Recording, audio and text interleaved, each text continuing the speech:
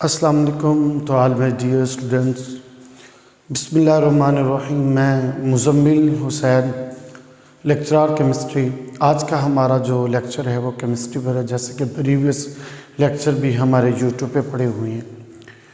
आज का जो हमारा टॉपिक है उस टॉपिक का नाम है स्टोइचियोमेट्री। स्टोइचियोमेट्री भी बोलते हैं इसको, प्रोनाउंसिएशन थोड़ा बहुत इसमें डिफ्रेंशिएट हो सकता है। एफएससी पार्ट 1 केमिस्ट्री का टॉपिक है, चैप्टर 1 से रिलेट है। उस चैप्टर का नाम है basic concept. Name of topic stoichiometry. हमें सबसे पहले इसमें ये चीज़ जानी कि स्टोइच का लफ्ज़ी मतलब क्या है। तो स्टोइचियो स्टेशन से निकला है, जिसका मतलब है एलिमेंट, और मेट्री मेजरमेंट से, जिसके अंदर हम मेजरमेंट भी करते हैं। तो अगर हम इसकी नाम लफ्ज़ी मतलब को देखें तो हम इसकी डेफिनेशन को देखें तो स्टोइचियोमेट्री क्या है? The branch of chemistry tell us quantitative relationship between reactant and product in balance chemically reaction. जो स्टोइचियोमेट्री वो है जो हमें एक बैलेंस केमिकली रिएक्शन के अंदर रिएक्टेंट और प्रोडक्ट की जो अमाउंट है उसका मिकदारी मुआवजा करके बताती है, या उसकी स्टडी या मुताला।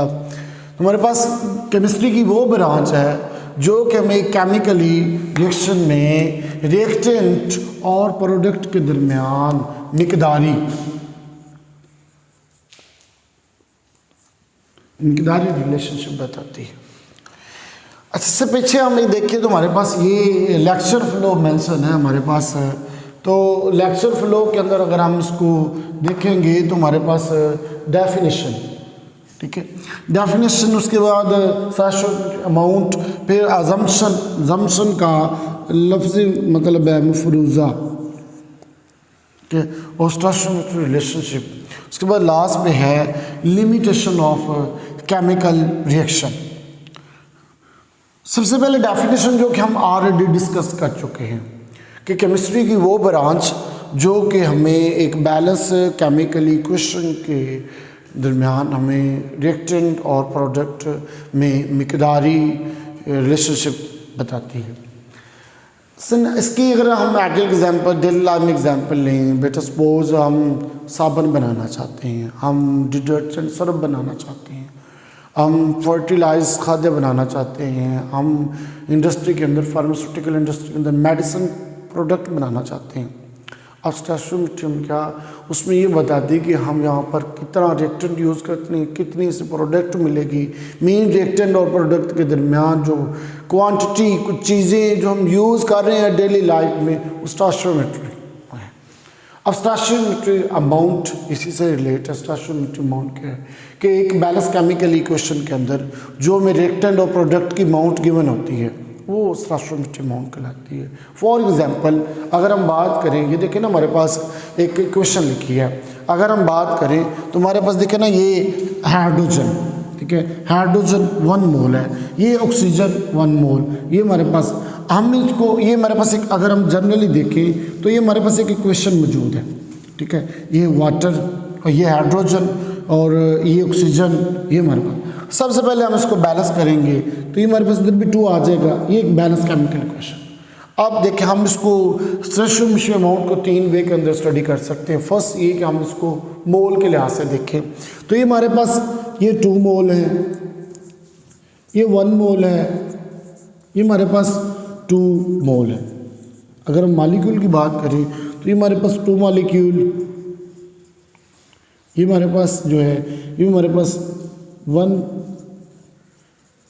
क्यूल, और हम बात करें ये भी 2 मॉलिक्यूल। अगर हम ग्राम के लिहाज से बात करें तो ये 4 ग्राम है, ये 22 ग्राम है। अगर हम इसकी बात करें तो हमारे पास ये 36 ग्राम है।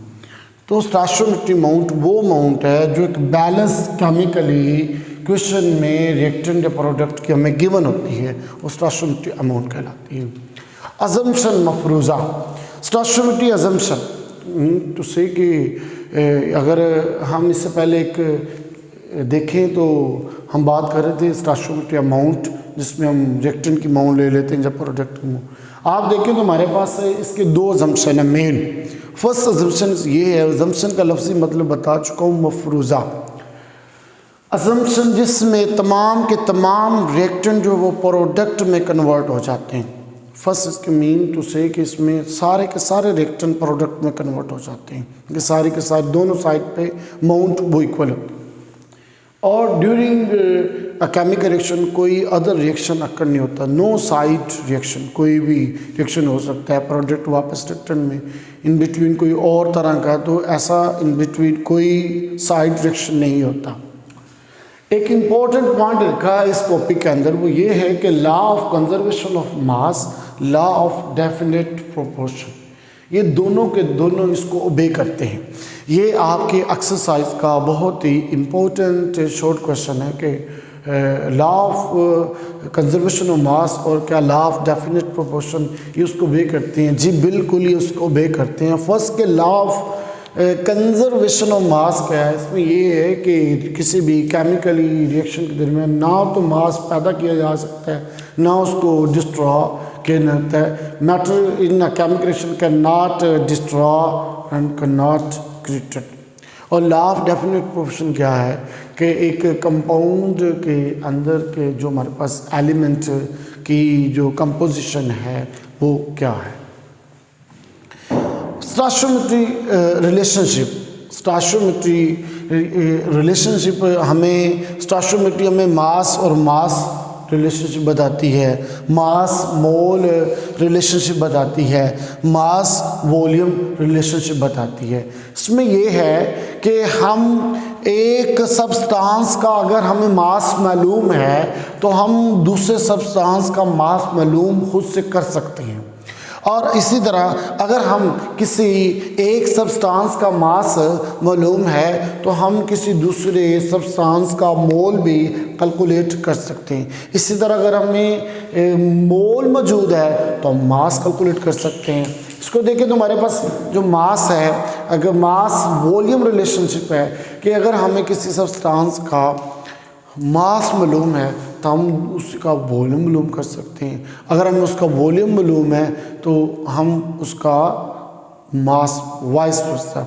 इस तरह एक वॉल्यूम रिलेशनशिप ही है कि हमें एक सब्सटेंस का वॉल्यूम मालूम है बट हम दूसरे सब्सटेंस का वॉल्यूम मालूम कर सकते हैं। ये स्टोइकियोमेट्री हमारे पास रिलेशनशिप थी। लास्ट में एक पॉइंट रह गया, limitation of chemical reaction. Limitation क्या है केमिकल रिएक्शन की। फर्स्ट लिखा है it does not tell us the rate of reaction, ये हमें रिएक्शन ऑफ का रेट के मतलब नहीं होती। नेक्स्ट है does not tell us condition of reaction.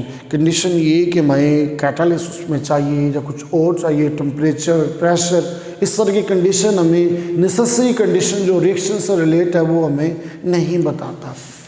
It does not give a color order, ना तो हमें ये उस केमिकल रिएक्शन का कलर बताता है कि फिजिकल उसकी स्टेट क्या है, ऑर्डर क्या है, टेस्ट, ये हमें चीज़ें नहीं बताता।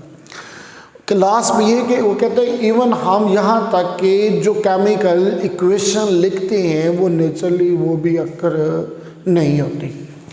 तो ये हमारा टॉपिक था जो कि हमारा टॉपिक कंप्लीट हुआ।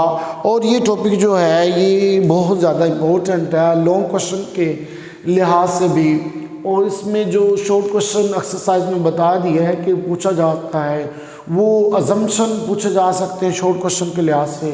इसके अलावा इसके ये दो इम्पोर्टेंट पॉइंट, क्या ये दोनों के दोनों लॉ इसको ओबे करते हैं कि नहीं करते, ज़्यादा इसमें नहीं तो अदरवाइज़ ये बोर्ड में लॉन्ग क्वेश्चन के तौर पर आते हैं। इस लेक्चर से टॉपिक से रिलेटेड आपको बेटा कोई भी क्वेश्चन है, कुछ चीज़ समझनी तो आप वीडियो पर सबसे पहले देखें, उसको वीडियो को देखने के बाद आप कमेंट करके आप मुझसे ज़रूर पूछ सकते हैं।